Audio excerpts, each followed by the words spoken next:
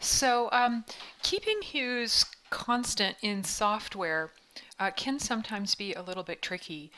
If you're working with actual paint, you're mixing up some tints with a green paint, then if you just add white, that hue is going to stay exactly the same because you're not adding in any additional colors. But when you're working in the color picker, it can be pretty easy to just move the hue slider around, and sometimes actually it seems like the software kind of mysteriously moves it for you.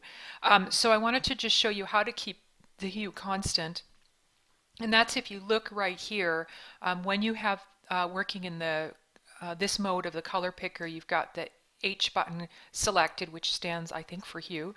Then you'll see a number right here, which in this case is 163, and that's actually the hue number. And so anywhere you click within the color picker, that 163 that is associated with this green color is going to remain constant.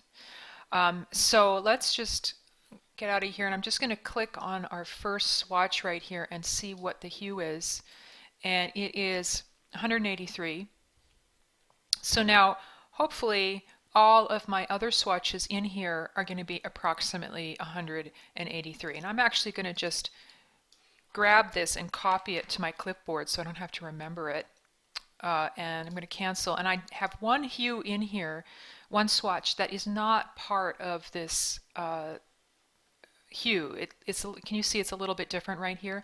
So I'm going to click on that, open the color picker, and I'm going to return it to 183. And so you can see it's at 162. So I'm just going to go in here and I'm going to paste my 183 in there. And you have to take one more step. You have to click in the color picker, and then it changes into that the correct hue. And now you can click anywhere in here, and all of the tints, tones, and shades you select should be from that same hue. Let's just go back in here, and yeah, so you can see here that it is now looking like it belongs. Let's just open up another one here.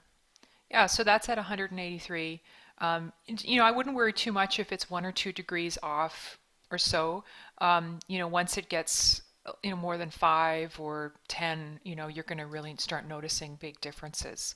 All right. I just want to say, though, that in general, it's a lot better to eyeball your colors, in terms of just how it's working in a design, because the numbers and such can be a little deceptive, and the software isn't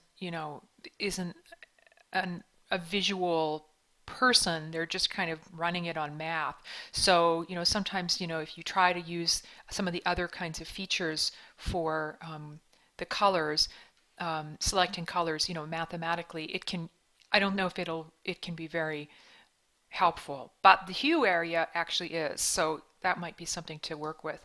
I'm noticing here that I've got a little bit of a kind of maybe a jump there that I'd want to smooth out. That's something I just see visually rather than looking at software numbers. All right, well, I hope that helps. Let me know if you have any questions.